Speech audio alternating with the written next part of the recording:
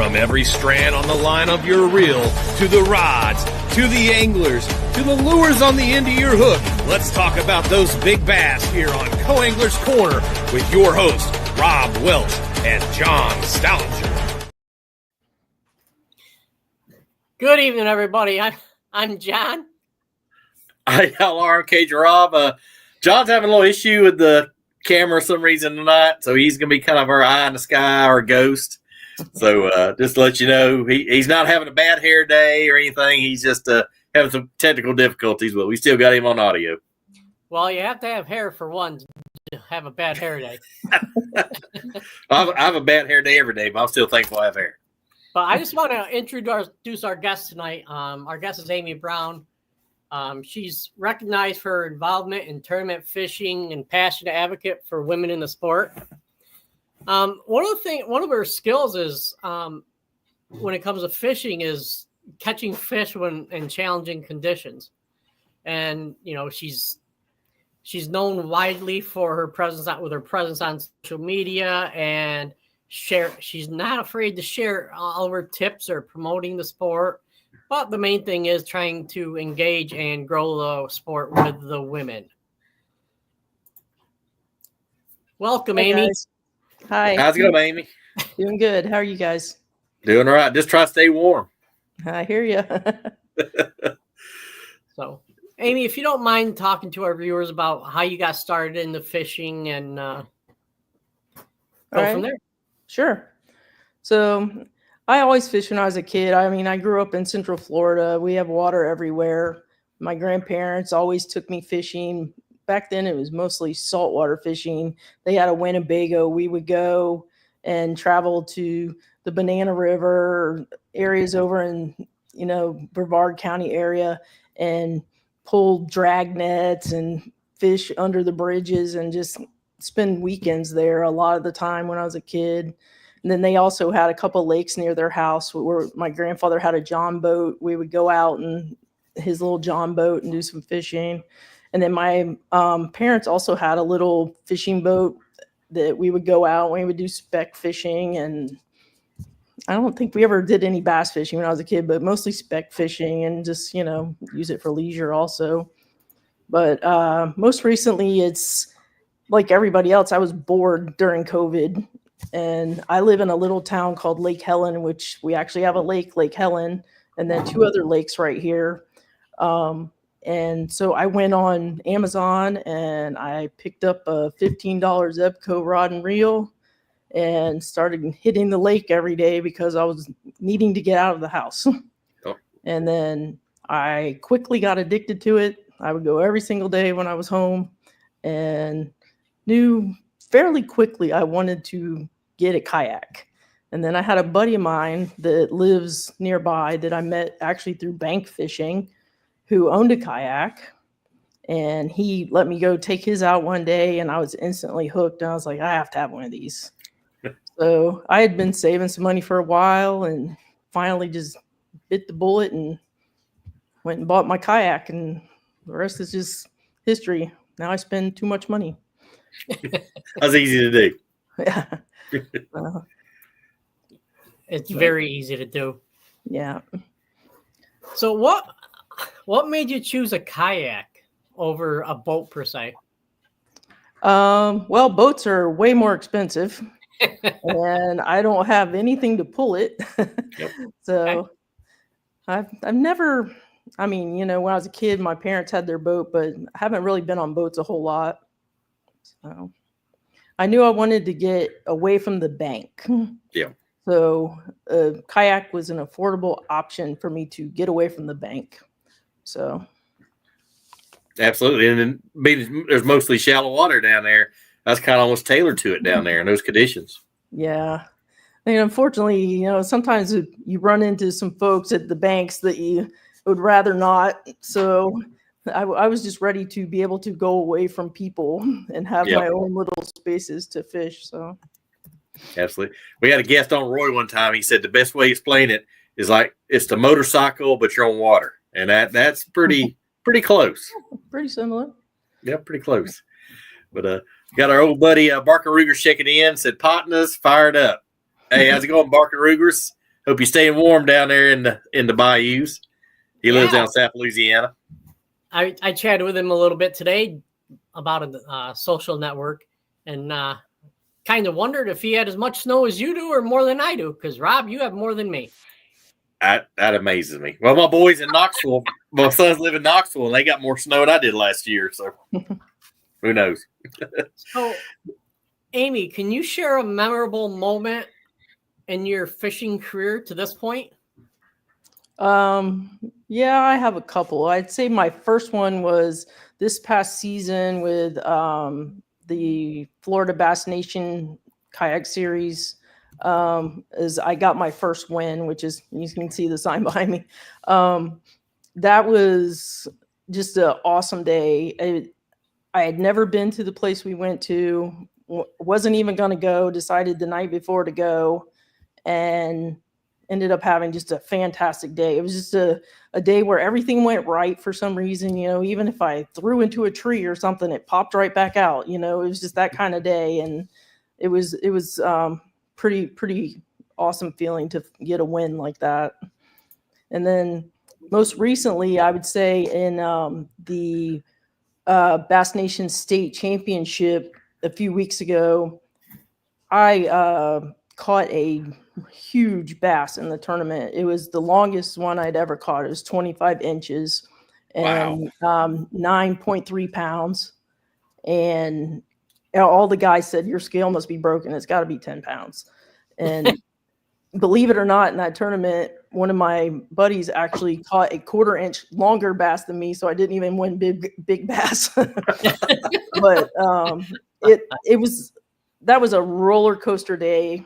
I started out, I caught 2 fish right away, and then nothing for hours. Like, I just couldn't catch a fish to save my life.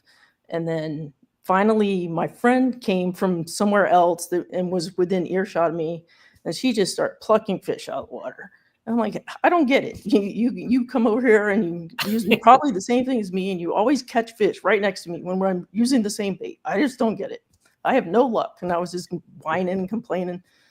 And she's like, oh, it'll turn around. She's always trying to keep me positive. And all of a sudden, I was just sitting there, and it felt like I was stuck on the bottom. Like, there's a lot of grass in that lake and wood and stuff.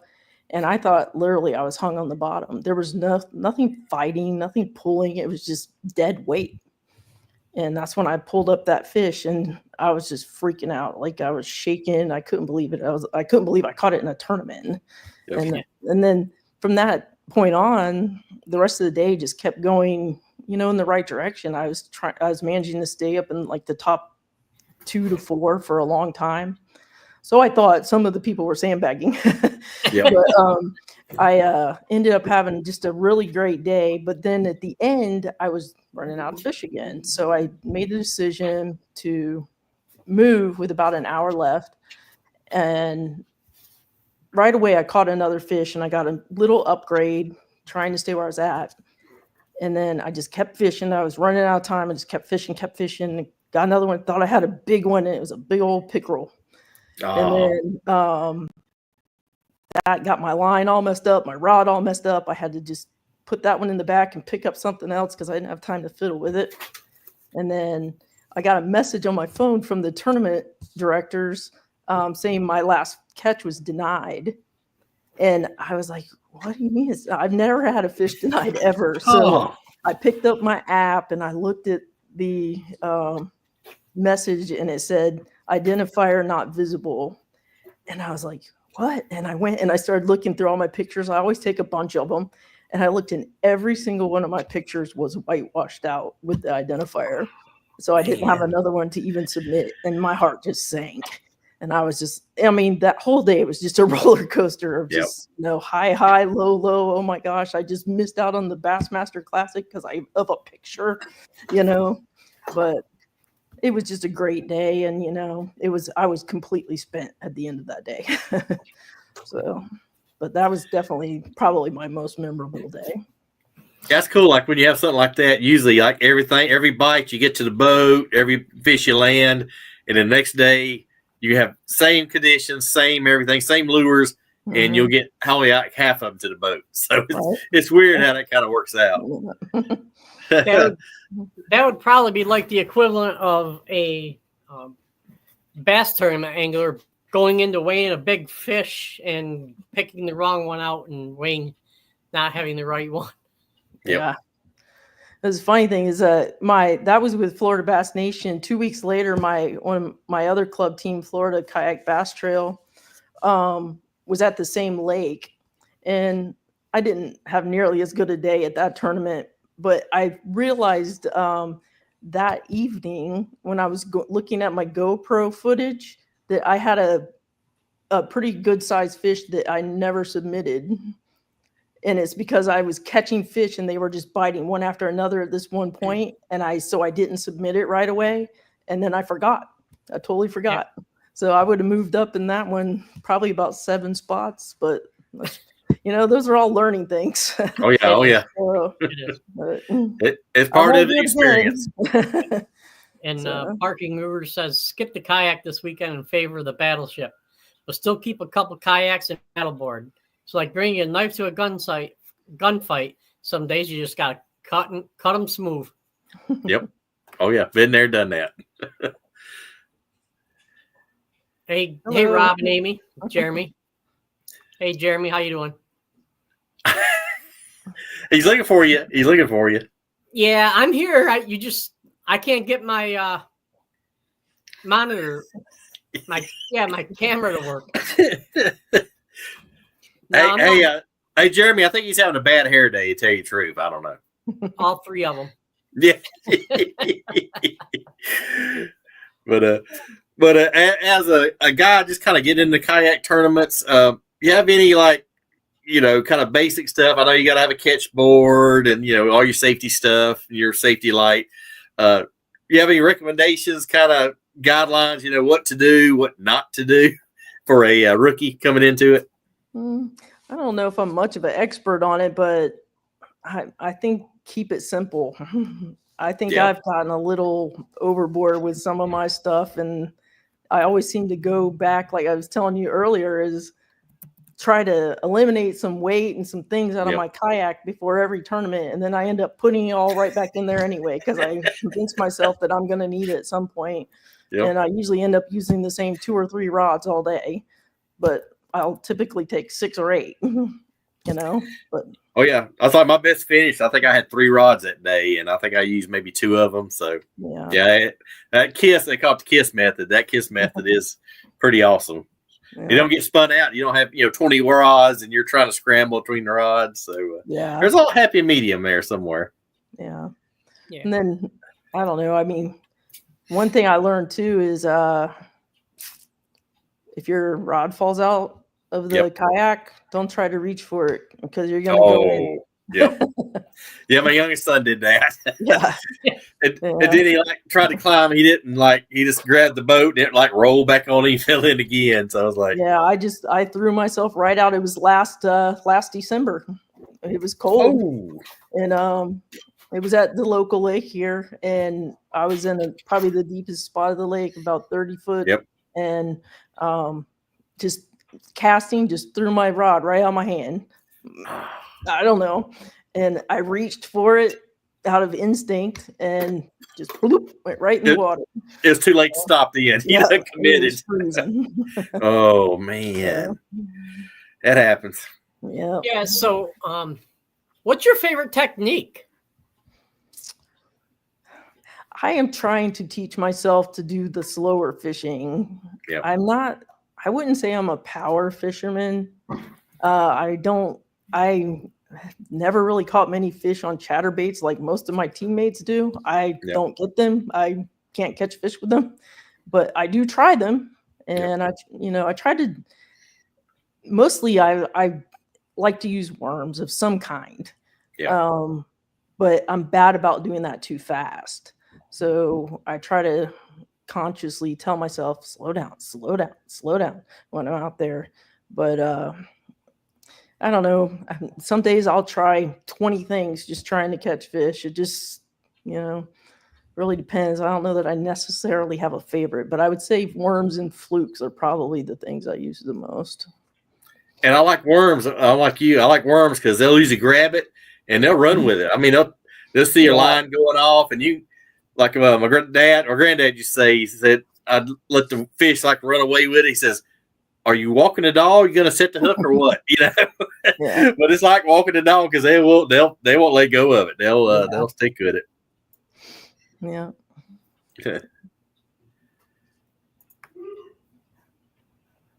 But got a question for Jeremy real quick. Says, "Hey Amy, what kind of rods do you like?" I have a few different brands, if that's what you mean. If brands or weights, I'm not sure which part of that question you're asking, but he's probably talking about length and action, probably. Yeah, knowing Jeremy. Most of my rods are around 7 to 7.2 medium heavy fast action rods. I have a couple of heavy rods when I try to act like I'm actually going to go flip, which I don't. Yeah.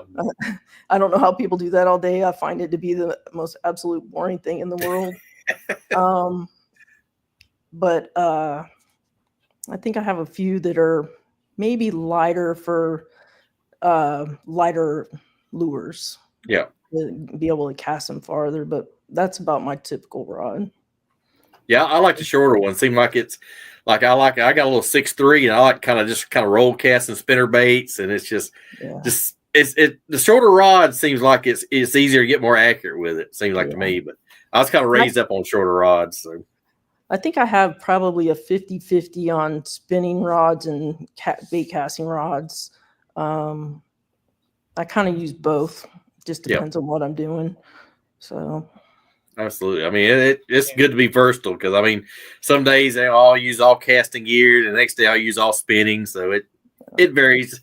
Fish will tell you usually pretty quick what they want or what they like. So true story. Yeah, true story. And then what things you think they're like, they don't, and things you like never thrown or have no confidence they'll bite. And it's like, okay, that's what you want today. Yeah, you never know. But Jeremy says, my kiss method turns into a swearing session. Yeah. I've had it happen too. And, so Jeremy's his stance for keep it swearing, sir. Yeah.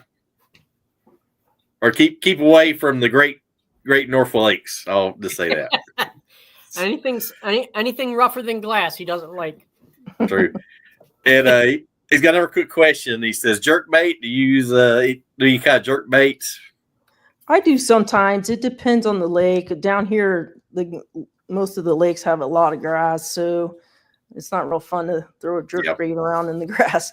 But I have had some really good days with a jerk bait. Over the summer at Lake Toho, I had a crazy day where I think it was three or four double ups in the same day on the jerk bait. It was the craziest thing. I had never had one ever, and I had like 3 or 4 in a row. So it was pretty fun. I fished at Bass Open, it's been about 4 years ago, and an old man told me to fish one of those big A, like the old-timey jerk bait, and use like a 17-pound test because it was in January, so the grass hadn't come all the way up, and it was just perfect. It ticked to the top of the grass, and I caught him pretty good that day on that. But it was funny. I was fishing my pro, and he finally it's funny. I'm sorry. I keep no, you're good. No, my pro was like, I started catching him. He's like, "What are you doing back there?" He turned around and asked me. So it was kind of funny. Yeah, I do like throwing them, but it also puts a hurting on your arms. Yeah. I got one year I used it so much I got crazy tennis elbow for a long time. It took me a long time to get over it. So. Oh yeah. I learned. Like I say, I lived around Knoxville, and the guys in Knoxville, the old guys, they'll throw it on spinning gear. And it's a lot less strain on your elbows and shoulders. I learned that. I said, that's pretty cool. Too. Yeah. It feels a little weird at first, but you kind of get used to it. So, and then Jeremy's kind of asking what he's talking about. It says, so in a kayak, you have to use short rods mainly? Not necessarily. I don't really have short rods for the kayak. I think I have 2 that are 6'6", but the rest of them are 7 foot or longer. I do try to find rods that have shorter butts. Yep. Because it's kind of hard sitting to use the ones with the longer end on them. So, absolutely. I know Cashion has a Kayak Series, and their butts, they cut the butt section down a little bit on them, and they're pretty good. I've heard a lot of guys using those. They used to have 13 Fishing used to have a kayak line, and I loved those, the way the handles were, but they don't have those anymore. That's interesting because I mean kayak stuff's blowing up everywhere. That's kind of weird timing. It's just I think 13 Fishing got bought out by was it Rapala or something like that? I think so. Or it's a company that owns Rapala. There's so many big companies now. It's like the big fish are eating all the little fish. So I was like, every day you hear some other company getting bought out. And then Jeremy has one more comment that says, it's not the size of the rod, Rob, it's how you use it. Yeah, that's true. I've had some cheap rods I've done better with than my fancier rods. So, I agree with that. But so I do have a question about pre-fishing. Okay. It's different in a kayak than it is in a bass boat with $75,000 worth of electronics. How do you approach pre-fishing for a tournament? Honestly, I don't get to pre-fish that much, just because of work and schedules. If I can, I will go. Like before the state championship, I did make a few trips to that lake because I had never ever done well at that lake, and all of my trips there, I think I maybe caught 3 fish at most, and I went there multiple times and still really didn't figure anything out. Just happened to have that lucky day. Yep. But I like right now we have a tournament this Saturday, and I haven't been to any of the lakes on the chain at all in probably a year. So I'm going to wing it. Yeah. I don't even know where I'm going yet. So, but if I do go, I try to hit a bunch of different areas. I try to hit areas that have different types of things in them. Yeah. And I do have a fish finder on my kayak. So I try to, mark some places up as I find them. If I think it's something I should try, and if I find fish, but that's pretty much it. I do pull out Navionics sometimes, Google Maps, that type of stuff. But a lot of the time it's not, I don't know, to me, I think a lot of it's kind of outdated and not real accurate. So that Navionics is good Google stuff. Earth. Navionics does a good job. I mean, it shows old roads and old bridges and up piers, a lot of that.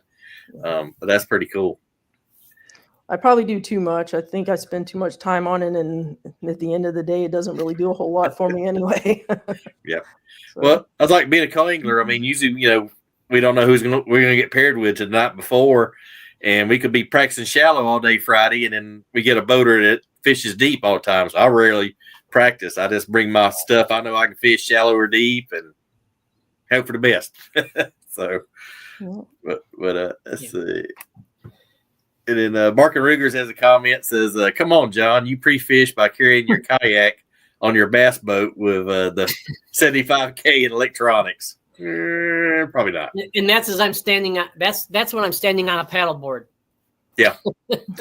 I'm not gonna lie, there are times where I wish that we were able to just hop on a boat and go check out areas, but that's against the rules. We can't be on a bass boat before the tournaments after a certain point in the time. Right. And you have to you have to launch out of public access areas or something. Yeah, also. Usually it's always public water, public ramps. Sometimes there are some private ramps where you pay maybe $5 or something. It just depends on what they approve through the tournament. Yeah. I know up here it's like a lot of places I go, it's like there's no gas motors, like no wake, because the water supply comes out of there, and a lot of times if you show up with a paddle type kayak, they won't charge anything, and they'll charge boats $5 or $10. But if you show up with a paddle powered kayak, they'll say, "Oh, go ahead, you don't have to pay anything, you good." So that's pretty cool. Yeah, especially on a budget. And then what do you think? Oh, I'm sorry. Go ahead. Jeremy May says South Florida has a massive cold front coming. How do you adjust to that with limited options? Good question. Adjust to the fishing, or the cold, all of a sudden the rush. Honestly, I know it changes. I'm so green. I'm not sure I even know what the proper way is to adjust to that. Yep. I just go and fish. I tried. I mean, in the last 2 years, I've figured out a couple of things. Like usually when it's cold down here, they like to get up where there's more grass and stuff, so they can stay up in the warmth of the plants. But yeah, I mean, frankly, I think it's all just luck of the draw. You get lucky and you find the right spot one day. I don't know that it's so much skill as much as luck. Well, it's like in that last term I fished Saturday, it was the 20s, and the fish was close to the bank. They like the rock holds a little bit of heat. Yep. But everything we caught was from the very top, tip of the water to all like 3 or 4 foot. There was that little section, and didn't catch anything. We tried deep, tried a couple of things, but just trying to get that rock, try to get some heat, which I don't blame the little fellers. Yeah. I went up in the springtime. I went up and did the USA Kayak qualifier event. Yep. And it was the first time I had fished outside of Florida, and I was so lost. Like, I didn't know what to do up there. It was at Lake Murray in South Carolina, and the water, at one point I was going over a spot and my kayak said it was 80 feet deep, and I was like, 80 feet deep? And I was like, this is the ocean. Like, this isn't a lake. Most of the lakes down here, you may hit a 20-foot spot, but they're mostly around 8-10 feet deep. Yep. So that was wild. That was wild. Yeah, I have a couple lakes that surround me that are anywhere from 300 to 600 feet deep in spots. So yeah, they say parts of Lake Murray are like that too. I mean, that's just crazy. That's wild.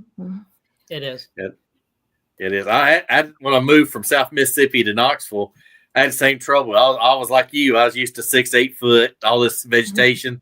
Get up there and it's rocking, like I can see 20 foot down and see a dime. I'm like, okay. It took me about a year to get somewhat adjusted, but it's kind of a culture shock almost. Yeah, it is. But so what do you? I mean, you're still green, as you say. What do you find the most challenging aspect of the fishing is? I think for me, it's just been trying to figure out what is the right bait to use and the right area to go to, how, and putting those two together. I think all of that gets more simple, and the more you go out and fish. But I don't know. To me, that's always like the hardest thing for me, is just to figure out where to go, and some days you just get lucky, and some days you just are frustrated as all get out. But, and then I'd say the other thing for me is just keeping myself calm. I'm real bad about getting in my own head. So I have to bring it down. And I've been working on that, and I've got to where I sit out there. I figured out by watching my GoPro, I sing to myself all day. I had no idea. I'm like, wow, I had no idea I do that. But, and just, keep telling myself it's just fishing. Relax. It's just fishing. So I think that's a lot. Yeah, I used to have a partner said they're little green fish and they got little bitty brains. Don't let them spin you out. And then everything you say, he's like, we go to like places where we catch them, they wasn't there. And he's like, well, they don't read the same Bassmaster magazines we do. We thought we had it all figured out. No, not there. I'm so envious of people like Christine Fisher, where she just seems to know where to go every time she goes out on the water, and I know that's just from years and years and years of fishing and learning. But it blows my mind how some of those people that are at the top of their game can just go tournament after tournament and just keep figuring it out so easily. I know to them, they don't think it's so easy, but to me as an outsider, it looks like they just make it all look like a cakewalk when they go in some of these tournaments. So yeah, I think Christine and actually Wheeler, I think they're part fish. That's the only thing I can explain. But yeah, I'm sitting here bobbing my head, agreeing with you, and it's like, you can't see me. Oh man. But how have you, since we are talking on women in fishing, I do have a question about that. Okay. Have you seen the opportunities for women in fishing evolve?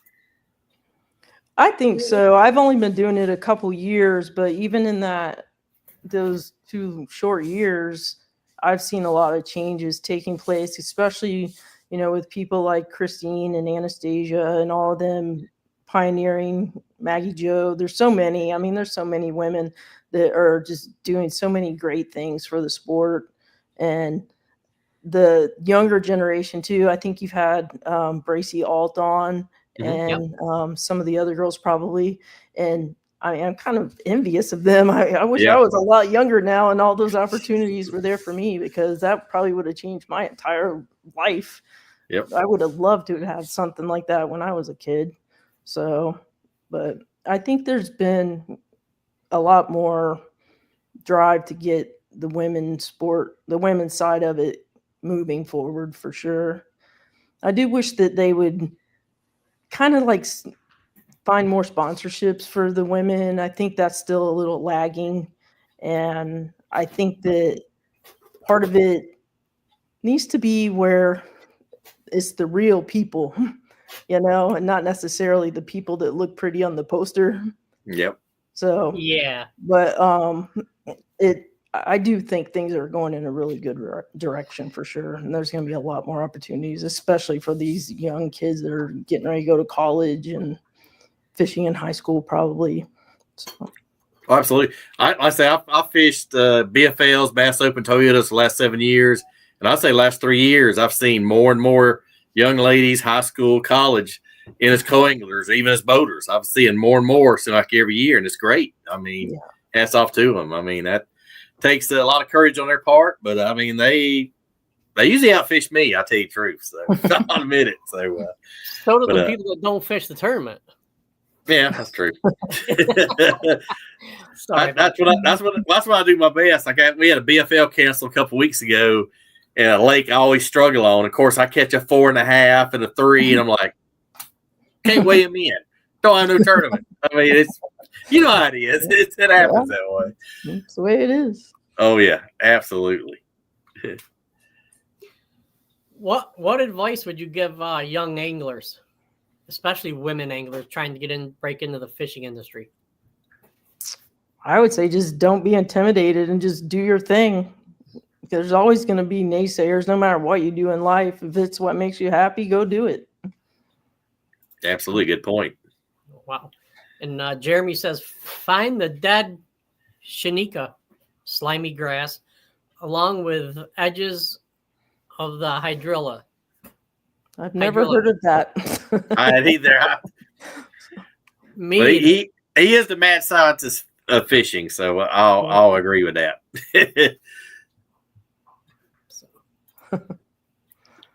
Do you have a favorite? Oh, go ahead, Rob. Oh, Jeremy also made a good point. He says, John eats all day. That's his method. He's a guy on the back of the boat that has like the picnic, blanket out, and he has all this fancy stuff. And the little guy comes by in the boat and says, "You mean Great Poupon?" That's kind of John's way. I just say they pick on me because I have a. He has a 4-course meal on the boat. What are you talking about? Well, if you've ever been out on a boat or fishing all day and gotten hungry about 10 o'clock in the morning and not have anything, that cures you. Yeah, I agree with that statement. It did. Our good friend Jen Nolan's chiming in, and she says, "These guys are all day, every day. That's why they do it. It's a bit easier." Yeah, I said every term I go to, it seems like you get a little more confidence and you know what to expect. But the first 1, 2, or 3, you're like kind of on pins and needles. You don't want to mess somebody up or fall off the boat or something odd. So man, about 3 or 4 tournaments, you kind of got to get the feel of it. When I won my first angler of the year, I was fishing almost every weekend. Yep. And I noticed the less I fish, the worse I do. Yep. I fully believe that. When I've had more time to fish, I've definitely done better. Yeah. I mean, it makes you casting better. It's like a muscle memory, as they say. You get in the groove, seems like, and it does make it a lot easier or more comfortable, maybe. Maybe that's a good word for it.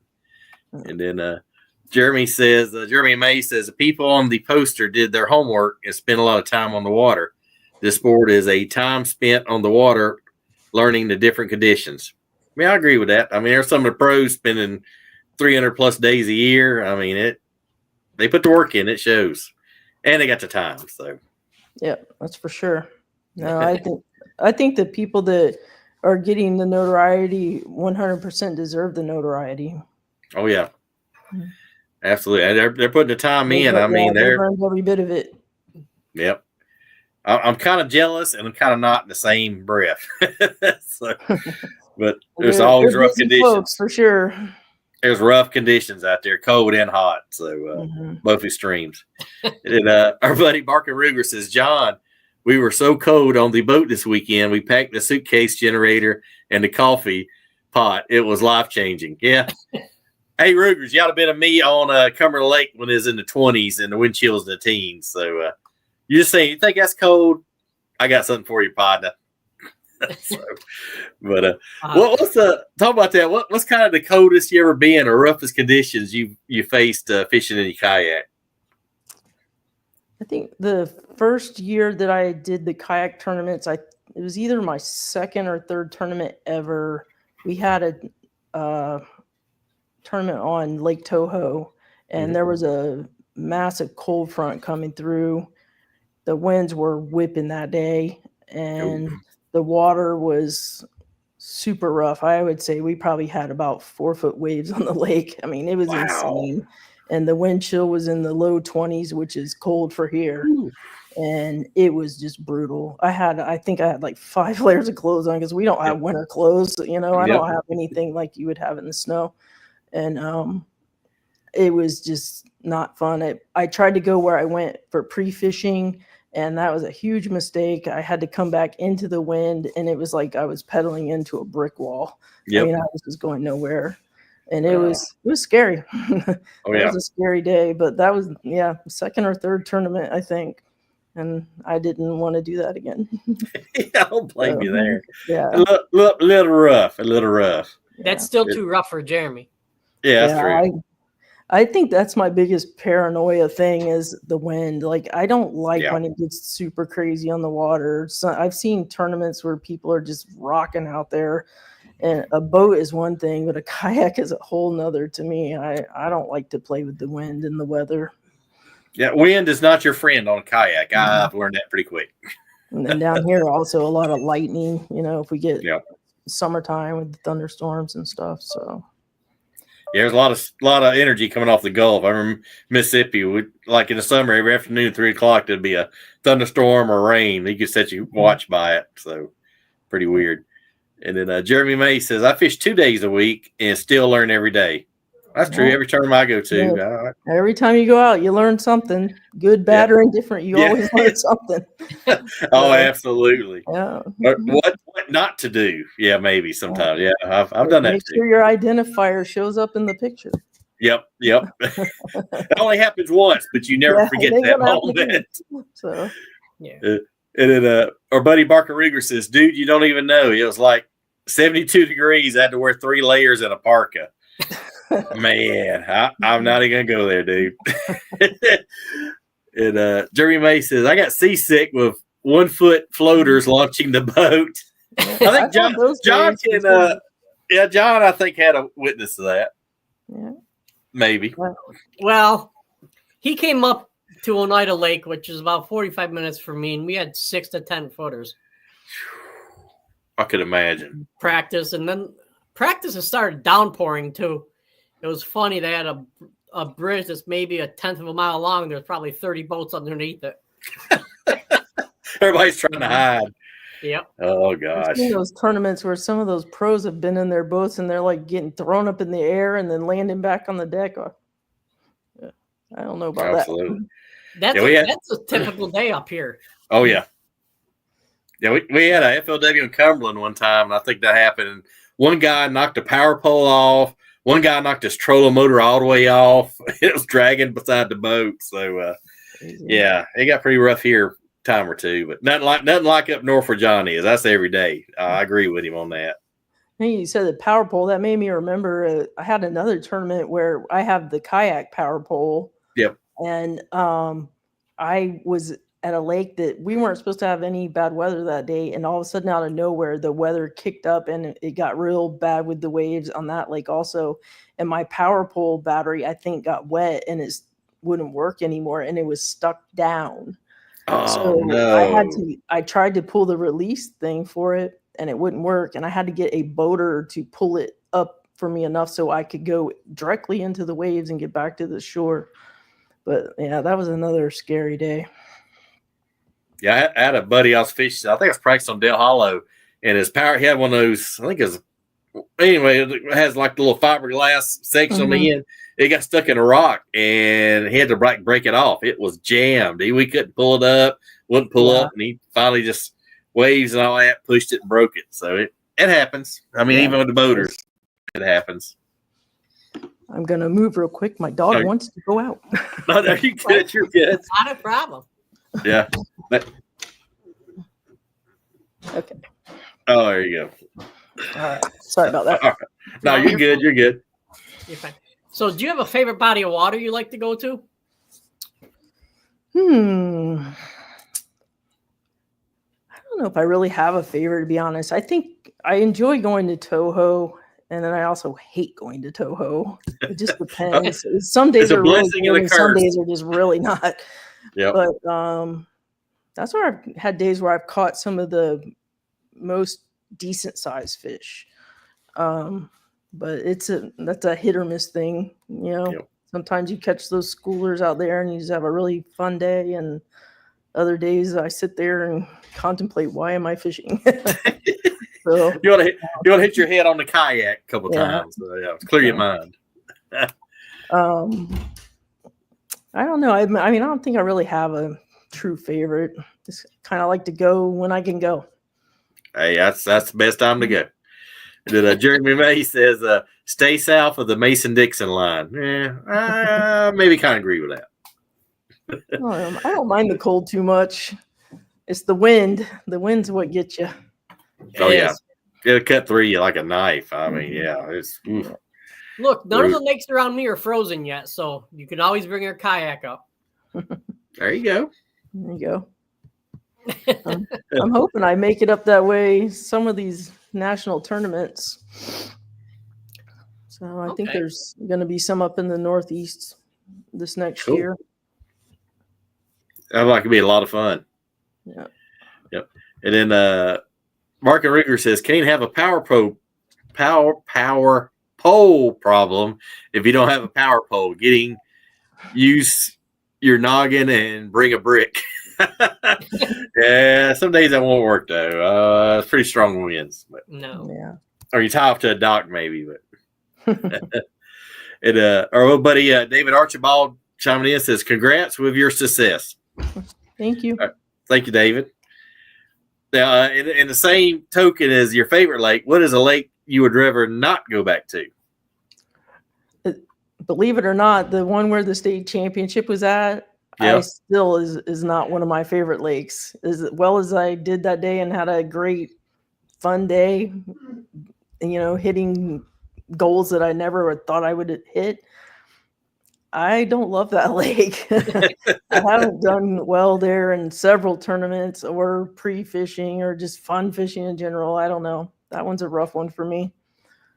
Yeah, I got the same relationship with a lake close to me called Lake Cherokee. And it's like either like I'm practicing, I catch them real good, go tournament, I don't do anything. And it's like the planets never align when I'm on that lake for some reason. I think Cherokee stands for no fish or small fish in Indian, I think. I don't know. But I love it. I mean, it's pretty lake, but I always struggle there. So. Yeah. But, I don't have any.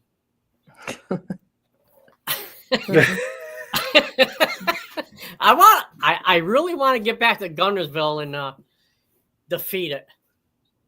Yeah, you can. Yeah. Well, they caught a 35-pound. They had a 35-pound sack come across the weigh-in on Friday's tournament. Just saying. That's not that bad. They're getting them up here. Yeah, a little different. But they were getting them. But I fished with a guy at Guntersville one time. He had like 25 pounds. because I know, because I net every fish for him, and I caught a few, but man, he was just on them. He put that pattern together, and it was like a certain pattern, and it was just like doop doop doop. I mean, he was just on them. He was tickled. He's like laughing all day. He was cracking me up. But what's been kind of your best day in the water? Like you really had everything lined up. Like I said, every fish come to the boat, you got them. You know, what? No issues with the kayak. What's been kind of your best day you think on the water so far? I still think that was probably the day that I actually won the Bass Nation tournament this past year. It's just everything just went right that day. Yeah. I didn't even have a plan. I'd never been there. It was when we got there that day, the fog was so thick that just driving there was terrifying. Oh, wow. Had no expectation to do well at all, and just had a great day. Found fish all day, found a lot of fish. Like I said earlier, got caught in a tree, popped it right back out. You know, everything just flowed that day for some reason, and it was just fun. Good fun day. That's good to have one of those days once in a while. Like everything just comes together. It's like a puzzle, just all comes together. Mm-hmm. Or Rubik's cube, all the colors just done. So I'll get that. It's rare to have days that something doesn't go wrong.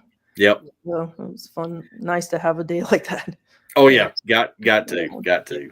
I do have a tough question now. Okay. Probably the toughest one of the day. We saved it for the end. Okay.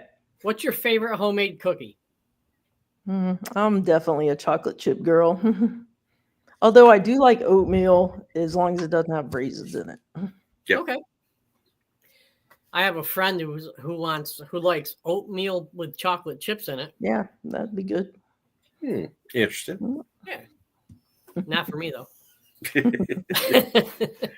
All right. Well, we like to give you a little bit of time to talk about sponsors, mentors, people who have helped you along the way. And you've got as long as you want to take. Floor is yours. Okay. The one sponsor I have is Danis Utilities, which is a local underground utilities company here in Central Florida. They've been real great at helping me out with taking care of some tournaments and helping me when I've done a few travel tournaments and stuff like that. And I truly appreciate their support. I'm on the pro staff for Dugout Bait and Tackle, and they've been great with helping me with things for my kayak, getting things taken care of, stuff like that. Highly recommend them, especially if you need some rigging done. And I recently joined the Bahio Sunglasses pro staff and the Evolve Fishing pro staff. Congratulations. Thank you. Yeah, Evolve is good. I love their rod covers because, I mean, you drop in the water and they float. And they never snag. I mean, unless you get just to where the thread is, that's the only place it ever snags. So, yeah, they are great. I have some. I love them. I love their bags, too. Yep. They got good stuff. Anything else, Rob? No, I said we wish you the best for next season. I know you're going to do great. And just stay warm down in Florida. And we enjoyed having you on. And congrats on your success this season and your future endeavors as well. Appreciate it, guys. Thank you for having me on. Thank you. All also, right. If you ever get up to New York, let me know. I can help you out. Sounds good. Or Kentucky or Tennessee. That's kind of my home waters now. So, all right. But you guys stay warm too. You're a lot more likely to get cold than me. Yeah. All right. Thank you, Amy. Take care. Thank you. Appreciate you. Guys. All right. See you. All right. All right. All right. Sharp young lady. Great sharp. Great points there. But yeah, I mean, the more I get into it, the more I'm loving the kayak stuff. It's different, but it's a lot of fun. Yep. It sounds it. So yeah, and my back appreciates the kayak more than a boat ride. Especially when it's 20 degrees. Just saying. And tomorrow we have Olivia Burfio from up my way. She's a co-angler, fishes Lake Champlain a lot, so I might want to dig into her and try to get some tips for theirs. Oh, absolutely. Absolutely. All right. So everybody tune on. Thank you for tuning in. see if I can get my camera to work. We'll get it figured out. But guys, thanks again for tuning in and subscribing. And as Ozzy would say, we love you all. Peace out.